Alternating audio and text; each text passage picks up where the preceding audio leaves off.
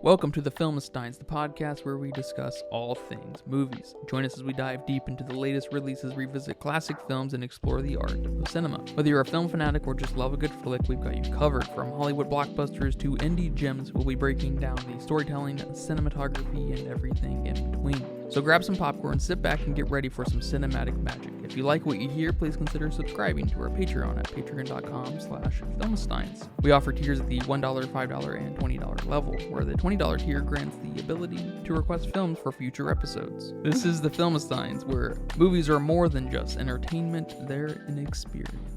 They're an experience. All around you. And we're back with another great episode of the Filmistines. I'm joined today by my flamin' hot host. Thank you. And Cheeto-loving girl, Lucy. That's freaking right. All Cheetos, any Cheetos, we don't Cheeto discriminate here. Puffs, the little paws, the ball ones, the crunchy ones, the flaming hot, the not flaming hot, the popcorn, anything, everything goes. All right. Especially my favorite Cheetos, which are not sold here. Well, I guess they are sold here in Mexican stores, but favorite Cheetos are from Mexico. They're called Fangs, and they're shaped like fangs. And they got this little spice, and it's so good. Might be at your Walmart if there's enough Hispanics in your area. You know? Yeah, if you live in Texas or something, Yeah. or New Mexico, or yeah, I bet you they do have those all over those gas stations and Walmarts. Yep. I'm surprised they don't just carry it in gas stations. That seems like, that how gas stations have that exclusive, little bag of chips that you can't find anywhere else. Yep. What happened to that? I feel like we used to see more of that, actually. I wonder if people complained. I don't know. Were they just not selling enough? Did you ever try the Cheeto Zingers? Those sound familiar. They came out when we were in 7th grade, I want to say. And they were delicious. I didn't have very many of them. I think there was a Chipotle ranch one or something. It was a blue bag, I think. They were delicious, and I've never seen them. Oh, yeah, I tried those. The blue bag looks like it's Cajun and tangy? How the fuck you say that word? Tangy Yep. ranch. Those were good. Those are my favorites. Yeah, I think I did try those. Well, today we are talking about the Flamin' Hot movie. Flamin' Hot. Just came out to your streaming services on Hulu and Disney Plus, right? Yeah, weird combo. Well, and I guess not so weird now because they're, they have the Fox thing. Yeah, whatever. Like you buy Disney and you get Hulu free with ads or something. Yeah. So I guess not that weird, but you don't have many films that come to both at the same time. I can't think of one that has. So I cannot either. I think that might have a little something to do with these Fox movies now called Searchlight Productions or whatever. They got rid of the Fox moniker. I don't know what's up with that. I thought Searchlight. I mean, whatever. But I think the kind of like what Tombstone was in the 90s, Searchlight has kind of become the more adulty, dramatic division of Disney movies. Okay. Because I don't know if Tombstone is even around anymore. I think that's what it was called. That's what originally distributed Nightmare Before Christmas. Oh. Because Disney didn't want to get in bed with that, and so they obviously walked back on that. Yeah, they had such little faith in it, but they basically would rather give Tim Burton all the credit, which is weird in its own right because Tim Burton's not a major player in the making of that, which is, endlessly documented. Yeah, that's weird. Long live Henry Selick. Let's go. Yes, I thought it was very weird seeing this launch on both, but after watching it, I'm like, oh, not weird at all, because for, what do you want to call these, kind of semi-biopic-y corporate cinematic universe thing. Yeah. It's very, very PG as far as those go, and not a lot of adult-y talk over the phone and conference calls and shit. Yeah, Stuff yeah. that would definitely bore a lot of people, especially kids maybe. And I think it's very cool. Very hot, I mean. This movie was directed by a weird individual. Not that she's weird, but that she's making a movie is kind of weird. That I'm not sure if she's made another. Oh no, she's. I This think is this her is debut. her. Yeah. Eva Longoria, as we all know her from Desperate Housewives. Of course, I know her from The Deepest of Cuts, The Young and the Restless. Is that her? Is that before Desperate Housewives? Not by much. If it Okay. is, it might be. I'm not sure. Okay. Yeah, I know her from Desperate Housewives for sure. She's a name.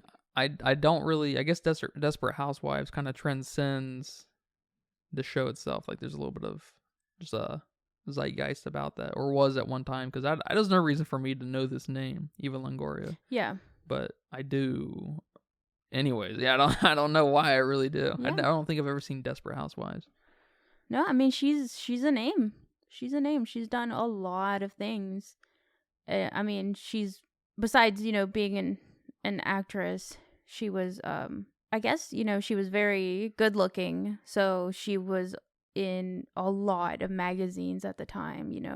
America's Sexiest Top 20 Women for probably a decade. She was in the top something of something, and I think when actors' names stick out, they often are involved in other things like fundraisings and just kind of other projects involving the community or whatever. So I'm not surprised that a lot of people know her name, maybe without seeing her in anything.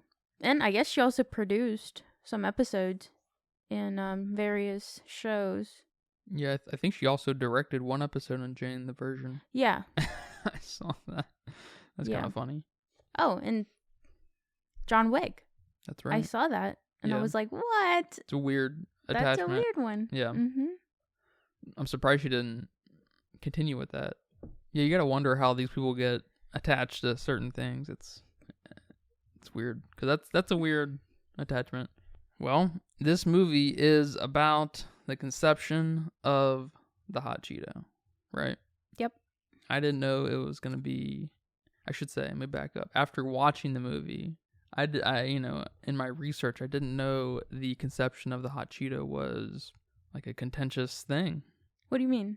I guess I don't know what contentious people means. think this movie's demonstrably false and a lie.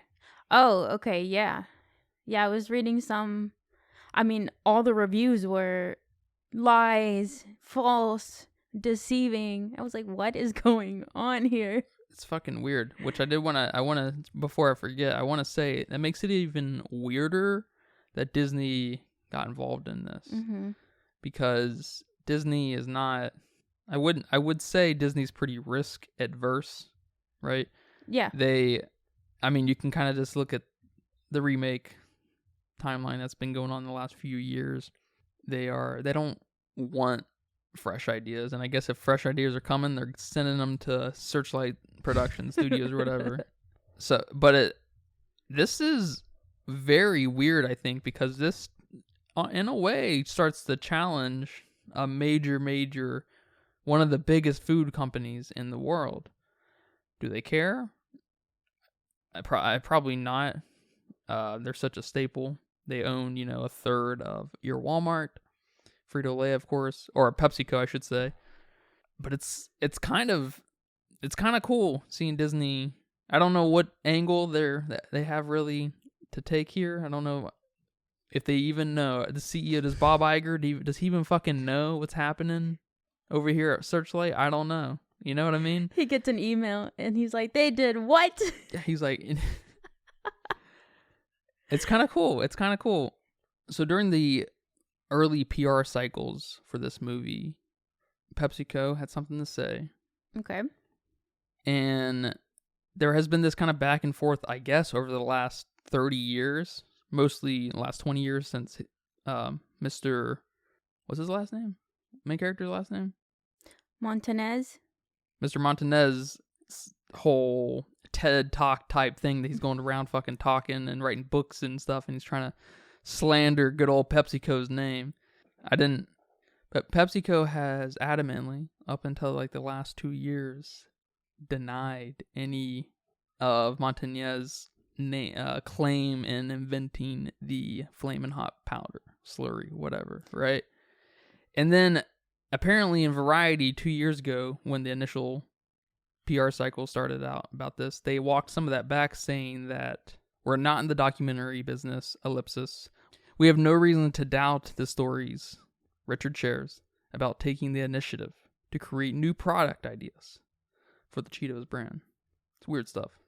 Yeah. That's a weird thing to take back like that. And then I also want to say, if there's so much documentation and demonstrable evidence that he didn't, that this other guy supposedly this other guy in the lab, invented the flavor. There's this evidence supporting it. Why did Richard become one of the major directors of Frito-Lay in the marketing department and product department if he didn't have some kind of major hand in inventing something? Yeah, that's weird. I don't see the evidence supporting his rising through the ranks. I just see people trying to poo-poo on his claim. You know what I mean?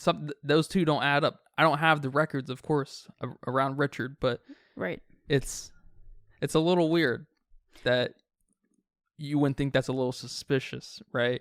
Yeah. Yeah, no, definitely. I saw an interview he did with ABC News, and he was pretty much praising the company. How glad he was, perseverance, all that good stuff that was kind of in the film. And the interviewer asked him, how do you feel about all these like false accusations that people are making about you, that you didn't come up with this? And he basically said, no one will ever know all the hard work I spent in the kitchen with me and my wife, me and my family. So I can say what I want to say. I can say whatever I want, and people are still going to come at me. So, that's all I'm going to say. No one knows the effort I put in. It's weird stuff. It's super weird stuff. Who do you think comes up with ideas for a company? The company doesn't just come up with them. Individuals come up with them. Yeah. It's really not a collaborative effort or I should say, ideas don't start in a collaborative effort. They have to start from an individual's mind. Yeah, one individual said that one thing, and then boom, brainstorming session, and then you put it in a little box and you wrap it with a bow and it becomes perfect. But that one individual started it. Especially when it comes to something like a flavor that does not have a lot of moving parts to it, right? Every single family on the planet comes up with their own flavors, Yeah. Yeah, it's weird. It's weird stuff. I also want to point out that he started at Frito-Lay in 1976. I don't know what time it was in the movie, but he became a machine op within 1 year of starting. And so I think it's kind of fun that they embellished his poorness. I kind of like that for the movie, If it's hard. What do you say?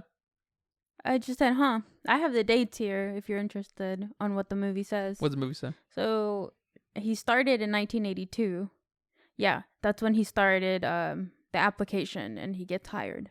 And it basically ends with 1992. So 10 years. He was a janitor in the film.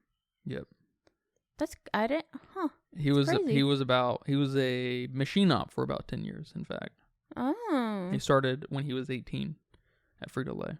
Wow. Yeah, so they embellish the poorness a little bit, right? Yeah, Which is fun because this movie is not a documentary, right? It's got a lot of personality, and it's actually got a surprisingly amount of personality because of the, no offense, but kind of B-tierish actors and B-tierish director, right? but it's got a lot of you know, poppy kind of fun ideas happening here. Yeah. And knowing that it's a very meta kind of angle that they've taken in that way, and I really appreciate that. Yeah, they say the Flamin' Hot powder was invented around 1989 by McCormick Seasoning. And then he's claiming that he invented it around the same time, I guess. I don't know exactly how long the development on his side was, but I think it hit the market in 1992 or something like that. Okay.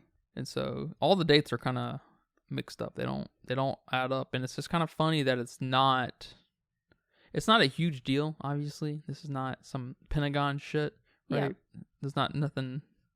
Yeah, nothing. It's just a fucking flavor it's debate. Just some chips. Yeah.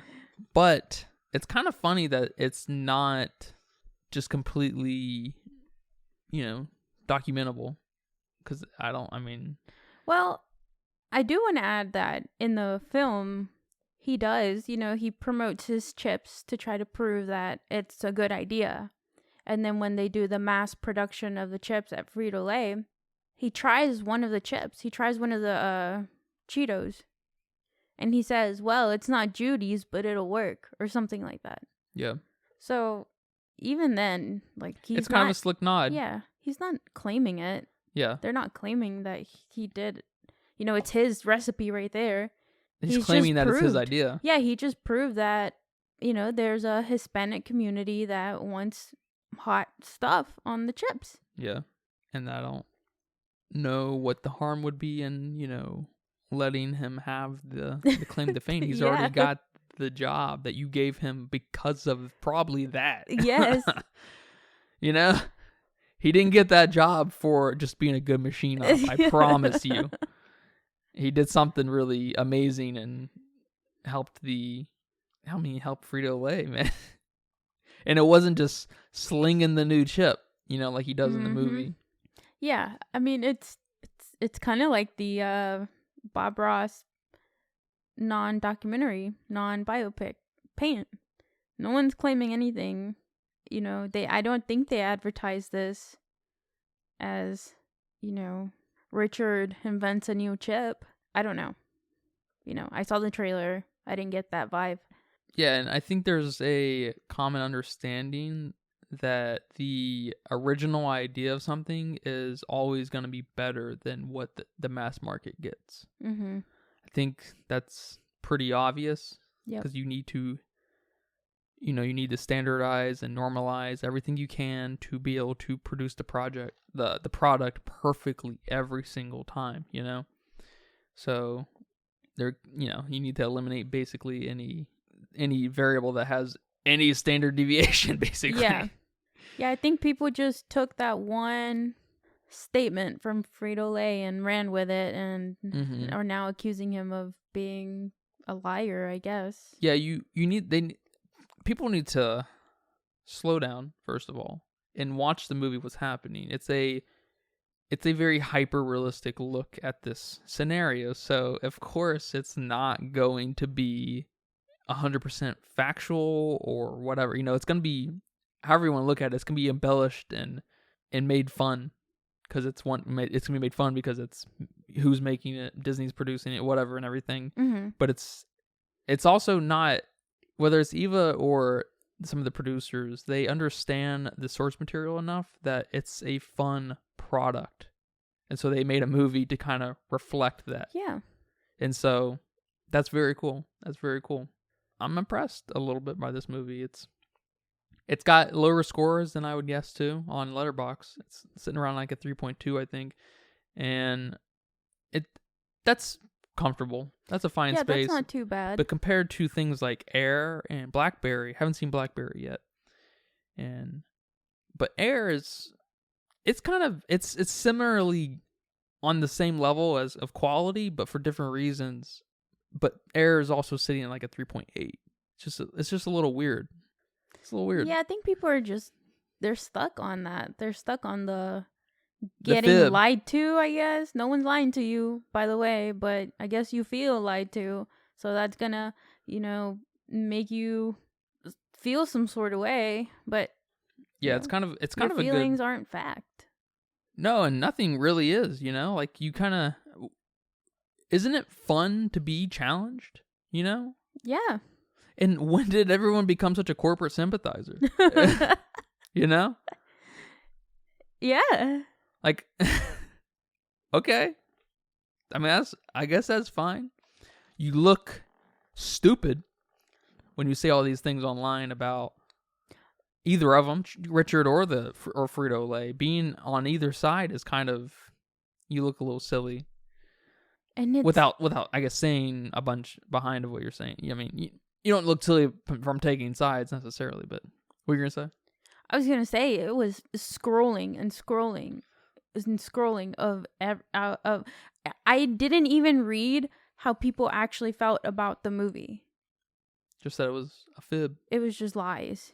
And so one of my favorite scenes in the movie is, I think, another good example of one of many good examples of the kind of almost caricature nature of the movie, which I saw some people bitching about the stereotypes too. The stereotypical kind of ringleader black guy that never gets his dues, the cholos and everything, which is funny, because stereotypes are funny. I'm sorry, but they are funny, and stereotypes are there for a reason, of course. But I think it's when Richard basically first starts in the movie, when he goes to the cafeteria, and they treat it's so funny. It's so good. Who came up with that? Did Eva come up with that? Because that's clever. It's clever, and she needs to be making movies. Apparently, they treat it like they're in a prison, and that each division within the factory is almost like different prison gangs, and that they're trying to, and there's like kind of this kind of respect between each other, where you don't step on each other's toes and stuff. Yeah, I mean, he explained it like high school in the cliques. Kind of like high school, yeah, similar too. But I think especially here, it's calling on the prison card, because who are the most famous prison gangs? The Mexican prison gangs. The many of them. But that's, when you think of prison gangs, if you're not thinking Mexican, some kind of Mexican gang, I don't know if you've ever seen a prison movie or something, because it's them, some kind of Cholo-esque Mexican gang, or the skinheads, the Nazi bald tattoos, Nazi iconography on their body and stuff. It's them. You know what I'm saying? You feel the same way? Yeah. Which I loved, because, a lot of their group was Hispanic, and they're kind of saying that. And yeah, of course, it's a lot like the cliques in high school too. I like that. I like that a lot. Yeah, I have too many favorite scenes in this movie that I didn't even write them down. But I like the intro a lot, when he's a kid and his mom gives him a bean burrito. And I mean, that just kind of hits with you. Or I guess it hits with me, coming from a Mexican background, going to school here in the U.S. when you're like the only Mexican kid in your class, especially here in Mississippi. And you get made fun of when you bring weird shit.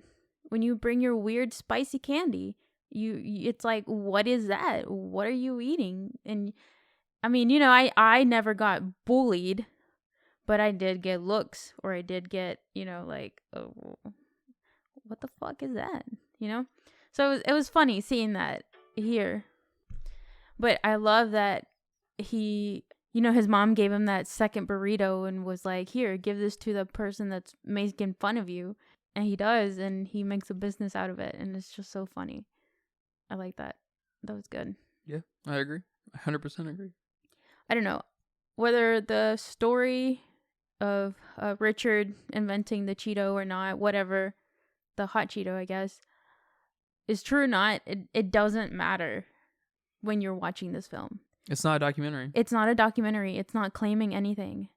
And I mean, really, the message behind this whole movie is fucking inspiration, motivation, this feel good, confident. Rag to riches. Yeah. And people are completely missing that, or they're just too angry to watch this and feel good. A lot of the so-called professional reviews I've seen basically say it's a generic kind of rag the riches, which is a much better take than just being like, it's a fib. That's true. You know, if you feel that way, that's fine. Rag the riches probably just don't, that genre or whatever, probably doesn't speak to you. Because, you know, some people, rag the riches or movies are pretty, they can be pretty sappy, of course. They tap into that. They have to be.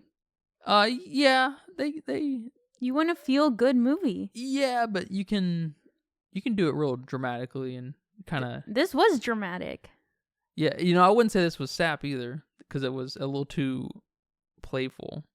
You know, it didn't. There weren't very many. I guess you can have sap and playfulness. Yeah. So the sappiest parts are probably him and his dad. Yeah. Which are probably actually some of the best moments in the movie. Oh, I know. Man. I don't know why their chemistry was so good. They, like, the way they looked at each other and the glassy eyes and stuff. What's up with that? I don't know who these two guys are. If any parts made me tear up, those parts. It's those parts. And they balance, they live right on this line of not giving you quite enough to build the proper relationship. At the same time, we have everything we need. We know it's his dad, you know, and we know how hard parents can be, especially parents who, you know, operate their own business and stuff. Because he was working on the grape farm too, right? Yeah. The vineyard. Yeah. And so you kind of have that immediate touchstone that doesn't need to be further explained, but so things can in a way feel kind of forced, but they're just so natural that they don't need to be, they're like almost perfect. It's a really good line that lives on, because it's like 4 scenes with his dad. Yeah. And they're real short. There's not a lot of setup there, but it's effective. It really is. And then, you know, like when she was like, I can't tie a tie. Yeah. And she's like, I know someone who does though. And then, you know, he goes and sees his dad. It's just like, damn. Like, yeah, or when he can't feed them, she's like, all right, you're taking us over there because you can't feed us. Yeah. And he's like, fuck. Yeah. They did a good job here, man. It's impressive, especially for like the nature, the tone of the rest of the movie. You know, because they keep you pretty high with Richard throughout it, because he's so fucking positive, you know. Mm-hmm. But then they throw in these little, at the lowest points, or I guess at the lowest point when he couldn't feed him, we got a little lower with going with his dad. You know, hits us a little bit, right? Yeah. And then at his highest point, when he's getting ready for his talk with Roger, whatever his name is, the CEO of Enrico, of PepsiCo, or is he like the president of Frito-Lay? I'm not sure. PepsiCo.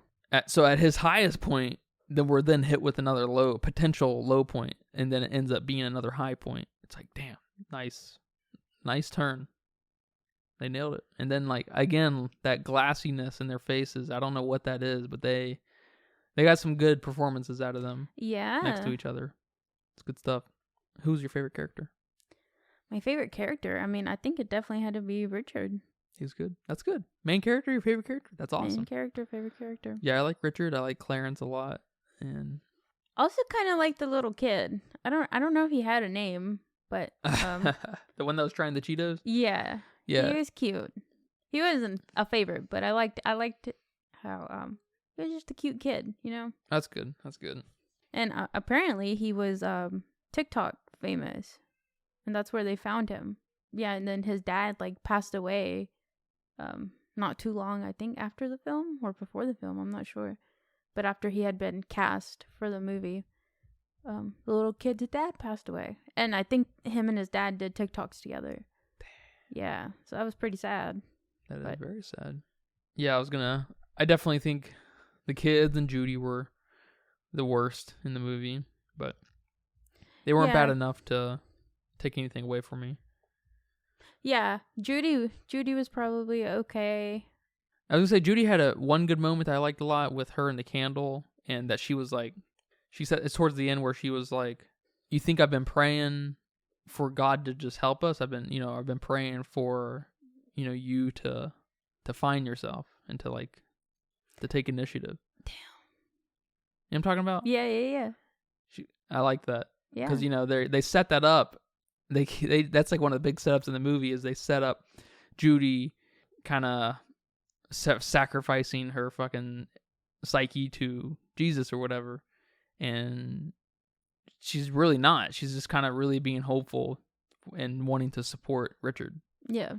And she's not wishing for the help of God. She's wishing that Richard fucking wins. Steps up. Yeah.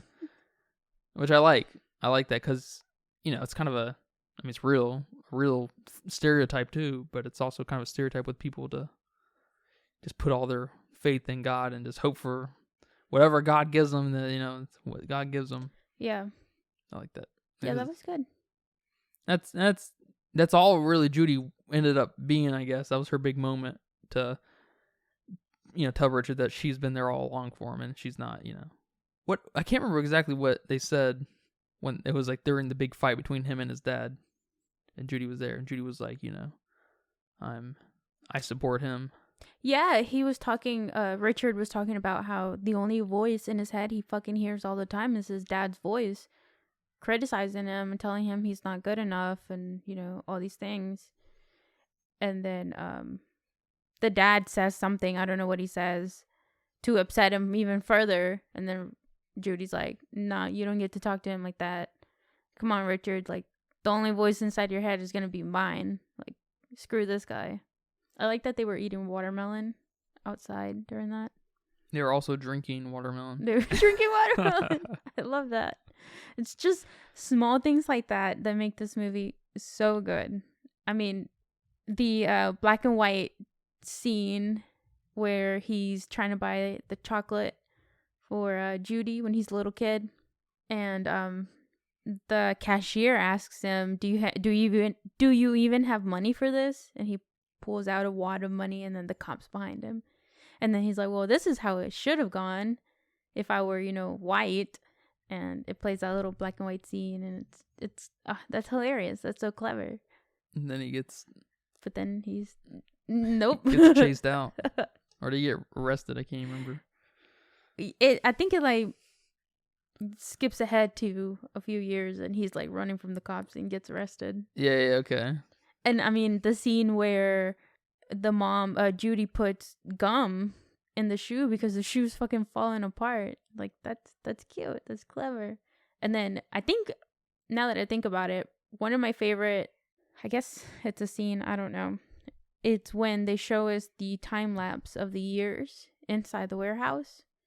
And, like, you see the 1980 whatever on the floor. It's painted on there. And then he's mopping. And then you see the next year, like, rotating on the machine. And then the next year. Yeah, that was cool. Yeah, that was pretty cool. I like that. I don't know many movies that have done that. No, I can't think of any. I mean, it's just so fun. How can you not like this? It's a fun movie. It's funny. It's got your tropes. Okay, call them stereotypes. All right, that's fine. Stereotypes are funny, like you said. They're the best. They're hilarious. We need to embrace the stereotype a little bit more. You should be proud of who you are. You got this little kid eating a burrito made out of beans, and then, the little fucking bully calls him a beaner, and it's hilarious. Yeah. And then he tries it. A scene later, and he fucking falls in love. Yeah.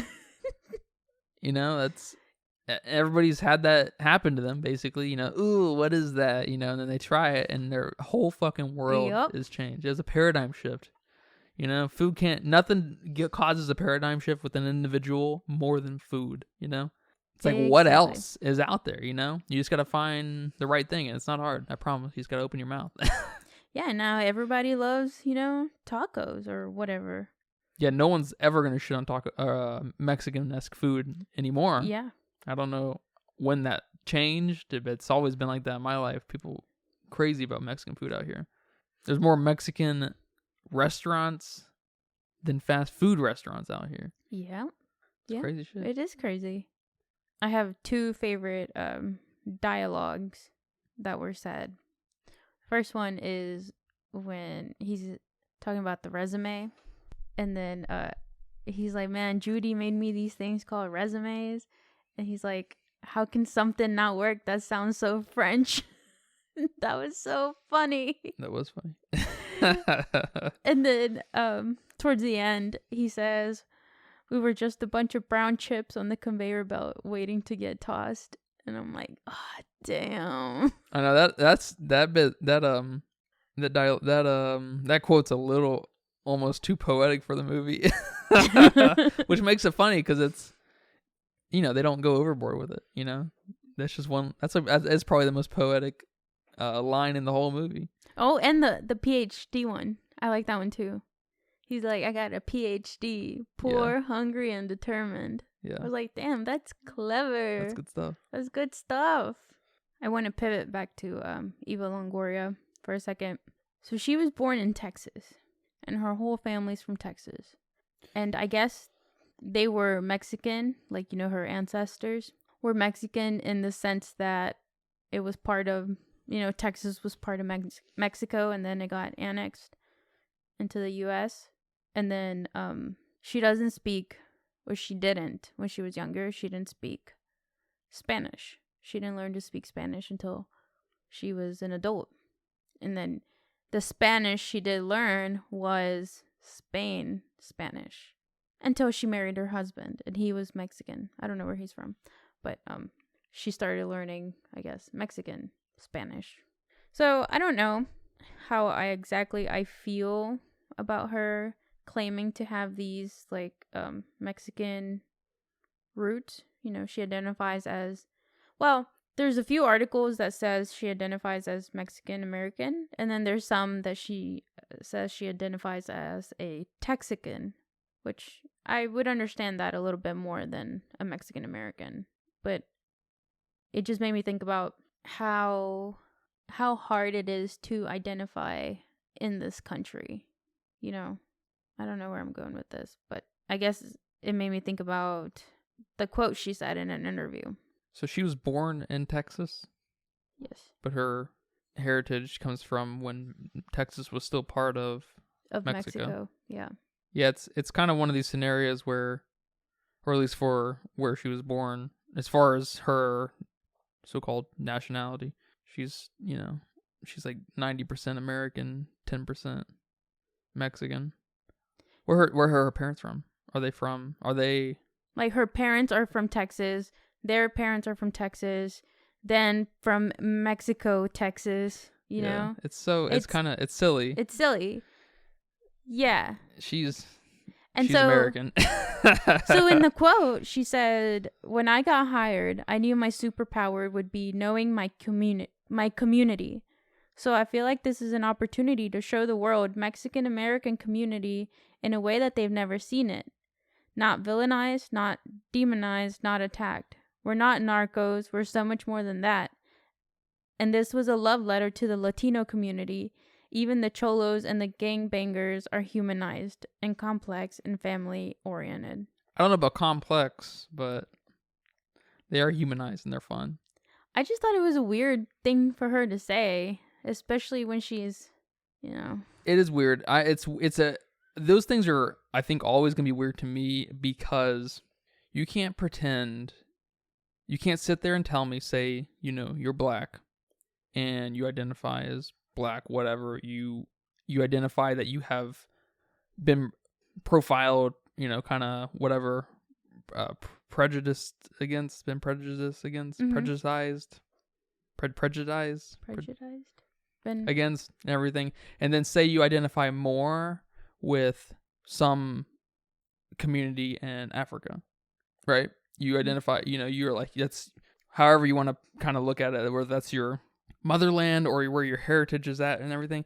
But I mean, the reality is you have much more in common with everyone around you in your literal community, whether they're white, Mexican, Asian, Russian, right, than anyone in that whole fucking country in Africa.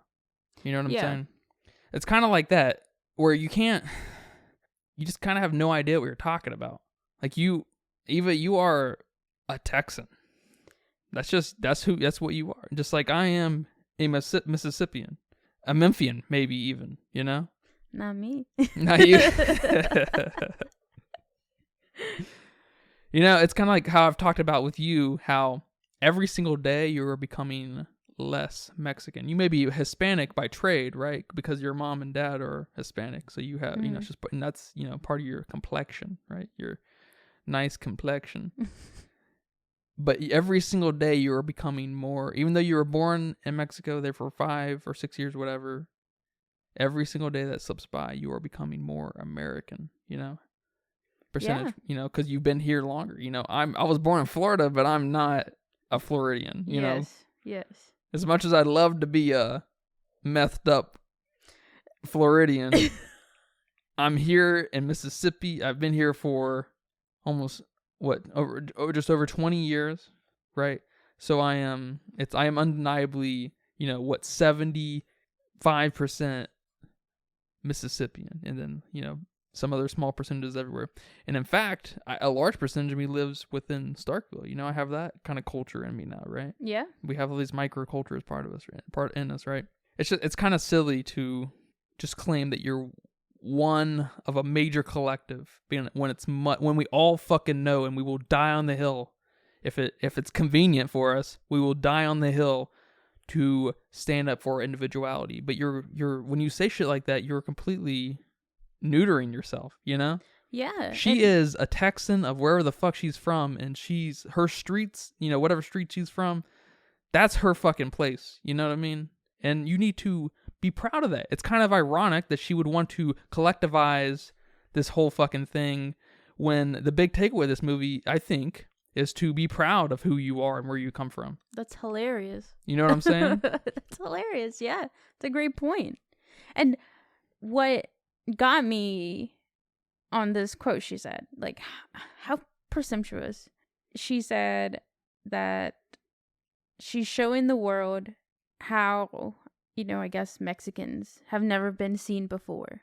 What does that mean?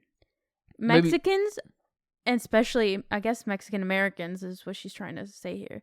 Mexican Americans are your fucking dreamers. You have movies like, like La Bamba. How that's fucking inspirational right there. You have, Selena. You have this great film that I don't think I've finished, but it's called Underwater Dreamers, and it's about these these kids. They build a robot out of like shit from Home Depot, and then they beat like all these people, these like fancy MIT people, and they create a robot that can move underwater. And then you have your shows like George Lopez, which is probably the most popular and famous show ever to happen on Nick at Night. And you're telling me they're not family oriented, and they're not, who's demonizing George Lopez? He sort of demonized himself. Did you ever see his hand at late night, like a late night talk? No, I don't know if I have. It's rough, man. I love George Lopez, but that's not him. And then, even recent, you have movies like Coco. And Encanto. A little less Mexican, I guess. Was that Colombian? I think, yeah, I think so. I think you're right. But to the American, it's kind of the same cut. That's true. Yeah, and then you also have people like Alejandro Gonzalez Inarritu. He's got a crazy last name. You'd have to see it. All right. He's the guy who directed Bardo, semi-autobiographical. Okay, yeah. And he basically gets into him spending so much time in America and, living a life and becoming very successful in America has backfired on his roots, and now his Mexican roots and origins and place where he grew up at reject him. That starts to build this case of maybe I don't want to be proud of where I come from. Mm-hmm. Yeah. Kind of shits right in the face of what Eva might think. Which is, yeah. That movie's Bardo, by the way. I'm not sure if I said that. Great film. Did not. And then you have people like Selena Gomez. Where's Selena Gomez from? Texas. Where's her family? Where's her family from? Texas. Is she proud? I don't know. Did you even know that Selena Gomez is Hispanic? I guess besides the last name? No, I wouldn't. Like, she doesn't really have the Hispanic complexion. Yeah. So, I mean, what about her? You know, she still comes from a Hispanic background, Yeah. but she's nothing into the Latino community. She's not a spokesperson, but she's, I guess she's part of it. If Eva Longoria is, so is Selena Gomez. And is she, demonized? Only by Haley By Bieber. Haley Bieber. I don't know. It was just a very silly thing for her to say. I think so, yeah. And I get she's not a proper, filmmaker. She doesn't come from, this is her directorial debut. So she wants to put on a good face. She wants to have good PR and stuff. She's very happy and proud of the things she's created, which she should be. Yes. But she's missing a little bit, and this happens, I think, all the time with works of art, especially with works of art where you're not the only player in making it. There were how many people on the production of this? How many major players were in this? At least probably 30 people calling big shots, right? Her being one of them. She may be calling some of the shots you see on the screen and stuff, but everything else, writing, cinematographically, she's not necessarily, But I think she may be just, I don't know why I'm trying to defend her. I don't really give a fuck.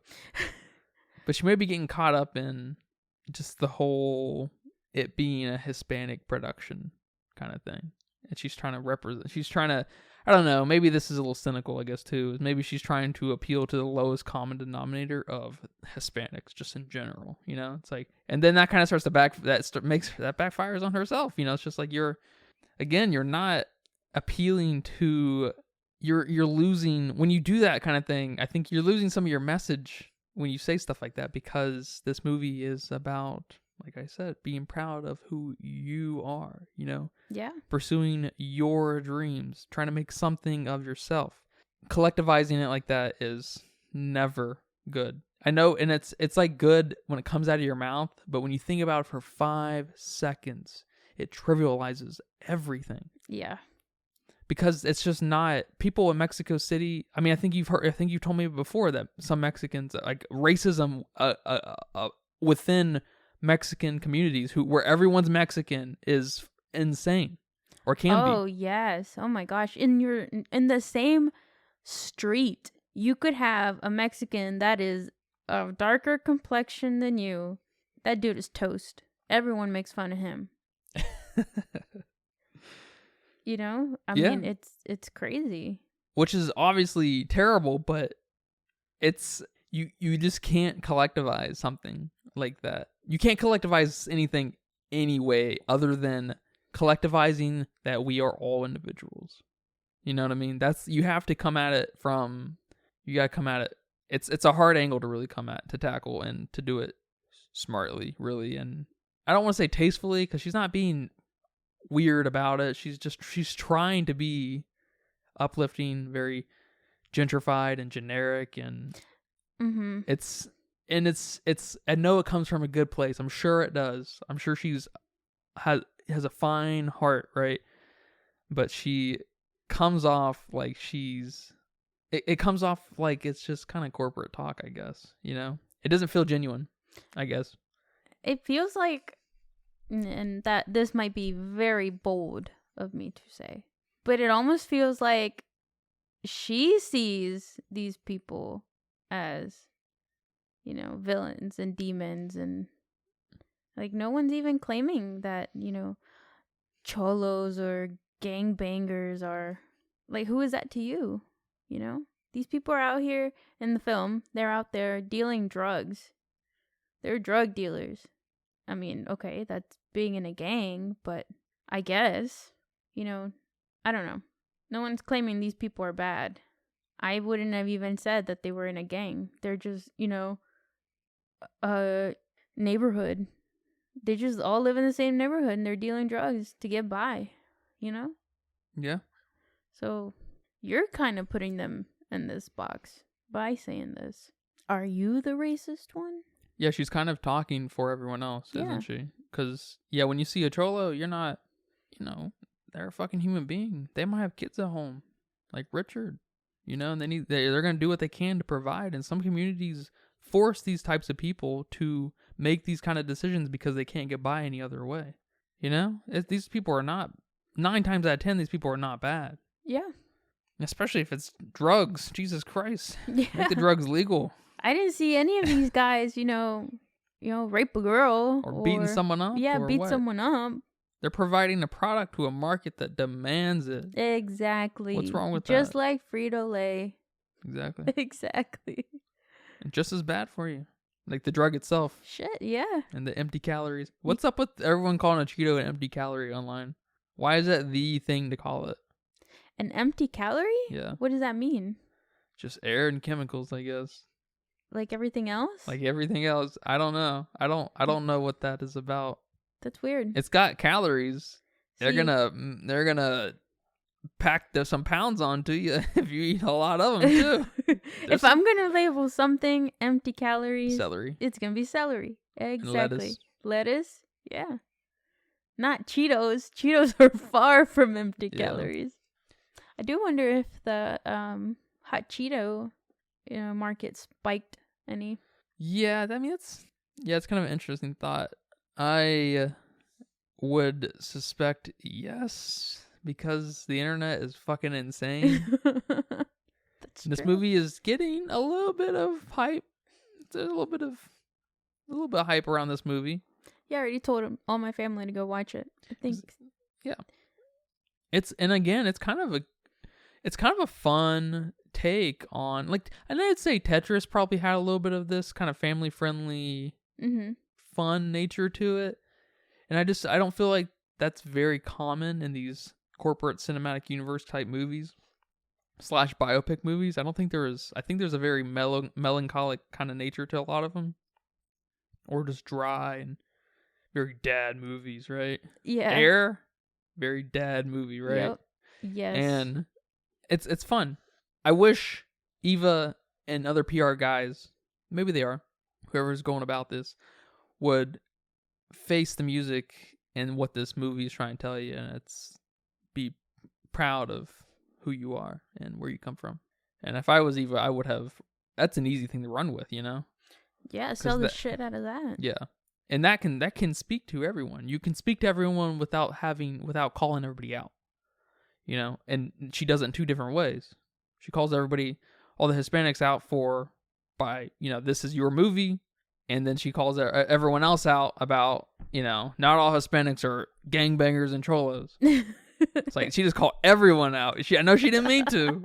I'm sure she didn't, but she might have. I don't know, but I doubt it. I guess I'm sure she's fine. fine. A gangbanger now.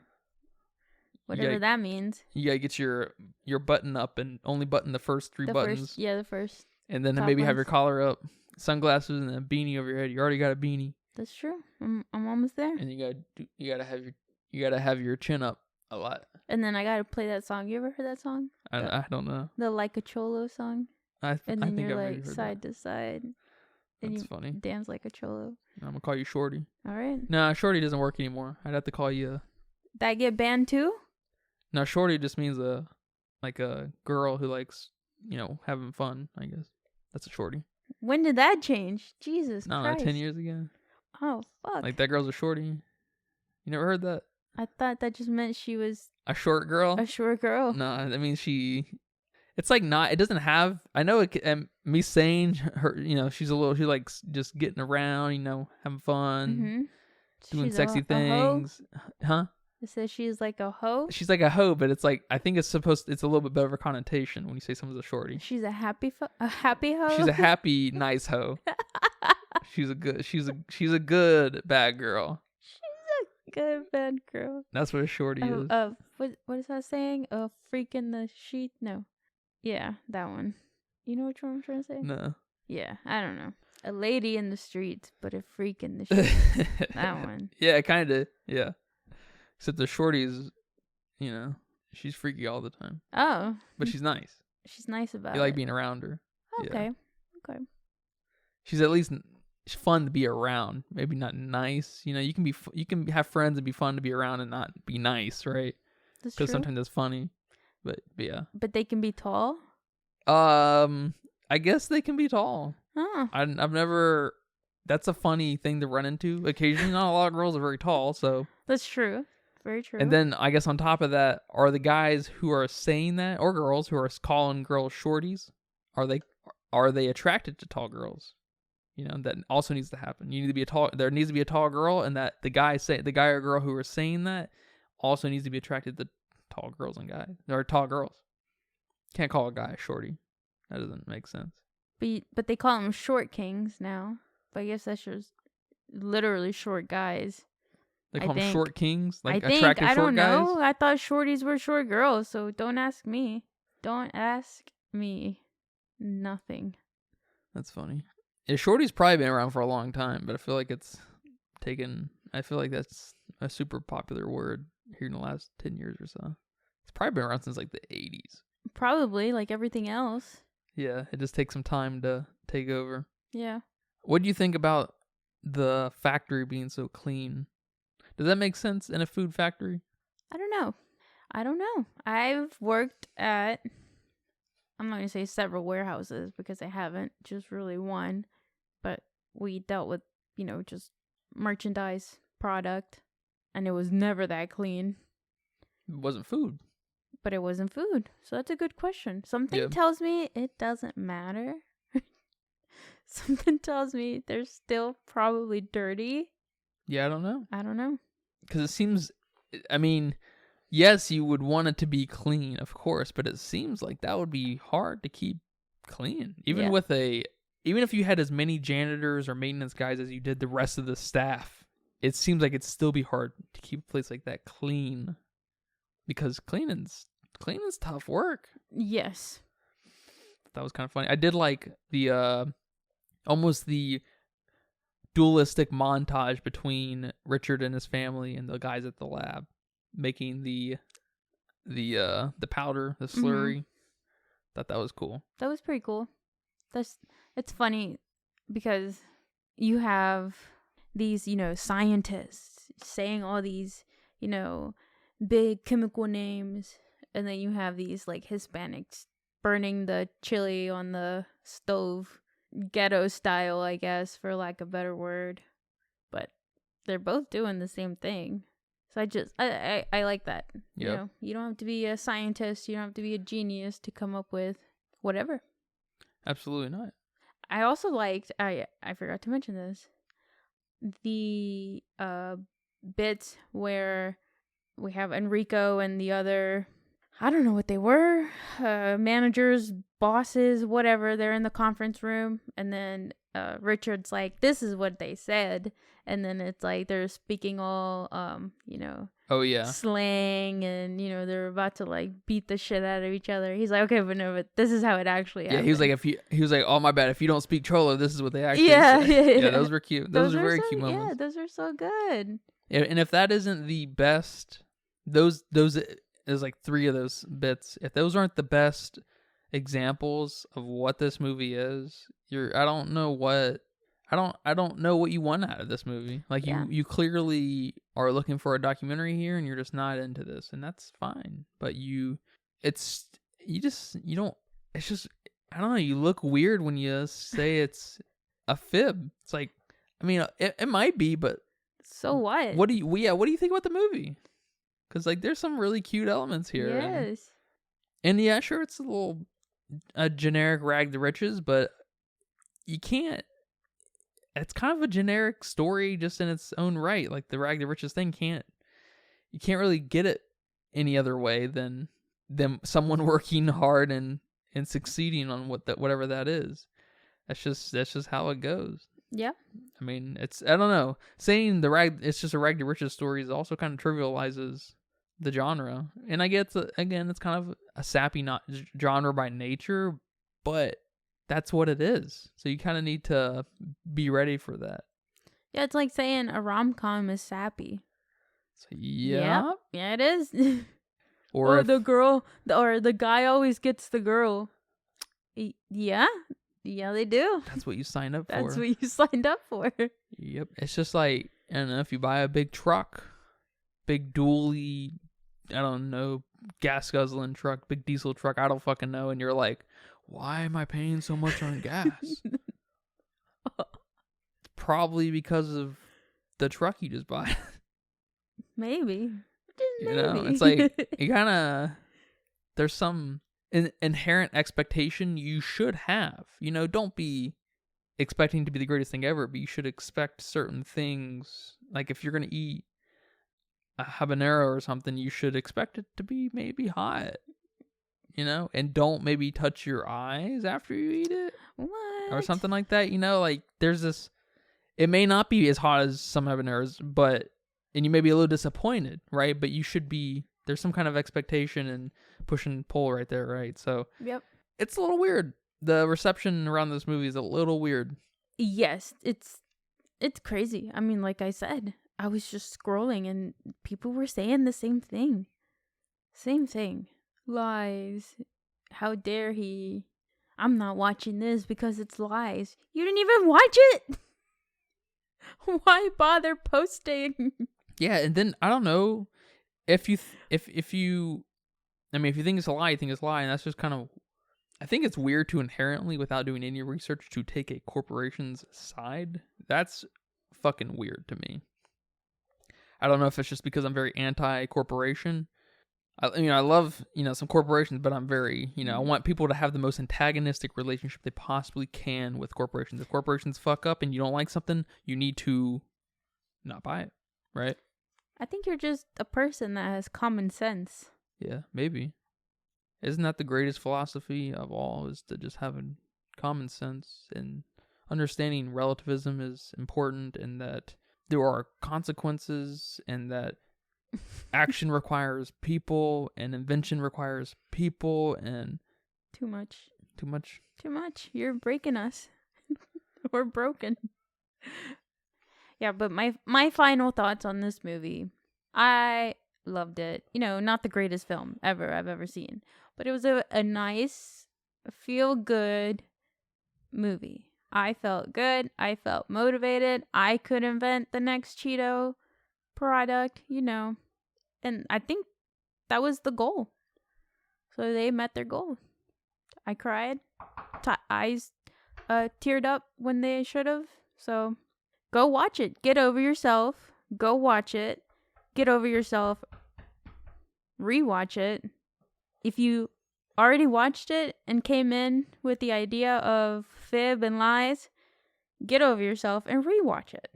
Yeah, and then maybe if you are really hung up on that, do some research and just realize how suspicious the whole thing is around Richard and his title, parent title and everything. And it's weirder than it may seem. And if you see yourself siding with the corporations, ask yourself, what the fuck is wrong with you? All right. We need to back it up. And the last thing I wanted to say about the movie, though, is I liked the borderline. I know I said this recently, excuse me for beating a dead horse joke, but I liked that some of the shots we got of the factory were very onboarding-esque, right? Yeah. And I feel like it echoed Richard's positivity and excitement really good. I like that. Oh, yeah. You know what I'm saying? Because he was, it's a little cringe to see someone so excited to work, of course, right? Like that. No.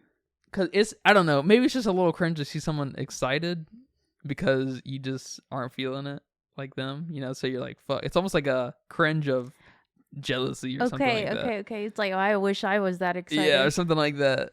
Especially your first few days of work, man. You're applying to jobs. You've applied to so many jobs, and then someone here is giving you an opportunity. You're gonna go in there and skipping your step. You know what I'm saying? Yeah. I guess at least that's just me. Yeah, on every production I'm like that. Yeah. I can't. I sometimes dread it because I'm sometimes anxious about how things are gonna go. But when I'm there, I fucking love it. Yeah. But I liked the that reflection of those two happening throughout a lot of the movie. We see that because I will say something that's hardcore cringe, hard to watch. Ooh, is onboarding videos and the orientation videos and stuff because they're just so produced and stupid. You know what I'm talking about? Yes. Oh my gosh, I had to do one at work recently. I had to make one. Oh wow, even worse. We made one. Oh, it was a active shooter. How to deal with it, I guess. Which is funny because I work from home. So, God, I hope there's no active shooters here. Most shootings happen by family members. Ah, fuck. So maybe it's statistically more likely to happen. But yeah, that one was, oh my gosh. You had people like fake screaming from the shot. It was funny. Yeah. It was funny. It's Those funny. Are cringe. It is funny, and it feels very. It's so. I don't know. It makes me think of those like old 50s, 60s PSA videos. Have you seen those online on YouTube? I think so. You should yeah. look those up because they get into some very interesting things about. And some people make fun of them. There's like this series on YouTube of people basically recreate or writing skits that are in that style, but very slanted towards something. Like one was talking about if your wife isn't doing her wifey things, if she isn't cooking and cleaning, and how to correct her. And so it goes to, you know that voice? Yes. You know what I'm talking about? Yes. Okay, good. And it's just, they're fucking hilarious because they feel so authentic to, you know, the time period, the 50s and stuff. It's awesome. Why'd I bring that up? I don't remember. Yeah, fun movie. What do you give it on your letterbox? I would give it. Is this above Mario? No. Yeah, okay. I think Mario I gave a 4. Yeah, Mario is a special movie for you. Yeah, Mario's a special movie. I did like it a lot though. I'm gonna go 3.5. Maybe I'd have to rewatch it to, you know, for sure give it one of those. But if you can make me tear up several times throughout the movie, you're getting that extra half a point. You know what I'm saying? Even though it's kind of that movie, like it's, you know, there's. Even though it's that movie, Okay. I like when you play with my emotions. Okay. Yeah, probably. It's around a 2 for me, probably. It's so good. I give it a 2. Or just wait till I give something a 4 or a 5. Oh my gosh. You know? I'm gonna go on and on about it. Like Bardo, that movie was like a 4. We didn't even finish it. I don't need to finish it. That's a 4. Yeah, that movie was weird. Good. That movie was my kind of movie. Weird. Can you good? tell? Yes. Oh my god, yes. The movie started and I could tell. I want you to start saying that. When the movie starts? When we start a movie, I want you to say that if it's my kind of movie or not. Sisu, definitely your kind of movie when it started. As it went on, I'm like, okay, I don't know about this, but when it started, definitely your movie. Yeah. I like the moody stuff. Yeah. I'm like, I'm bored and depressed. Yes, his type of movie. I'm going to have a panic attack and, you know, have an existential crisis. It's your type of movie. Let's go. Cute movie. Thank you for watching it with me. Oh, thank you for watching it with me. You're welcome. I say that. We should have watched it with some hot Cheetos. Just saying. Next film is going to be Takis. I'm calling it. They're going to call him... Fuego. That's what I was about to say. They're going to call Fuego. That's so funny. Yeah, we need a movie about the invention of the Taki flavor now. I want the Taki flavoring on the Cheeto. Yes. There needs to be a crossover. Yes. But, you know, if they do that... Taki might be a Frito-Lay product, actually. Not sure. Who knows? But they're gonna realize that they're gonna realize the Taki flavor is better than the Flamin' Hot flavor, so they're just gonna abandon it. Yep. But they could keep that limited from us, you know. The Zingers we were talking about, the Cajun Ranch ones, or whatever the fuck it was, way better than any other Cheeto, and they're fucking gone. Our hint for the next episode is the sky.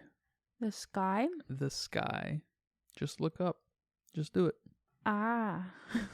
And that's a wrap for today's episode of the Filmistines. Thanks for tuning in and joining us on our cinematic journey. We hope you enjoyed our discussion and gained some new insights and perspectives on the world of movies. Don't forget to subscribe to our podcast on your favorite platform, especially Patreon at patreon.com/Filmistines, and follow us on social media for more film-related content. We love hearing from our listeners, so if you have any feedback, suggestions, movie recommendations, or book recommendations, please feel free to reach out to us. Until next time, keep watching and keep loving the magic of movies. This is the Filmistines signing off.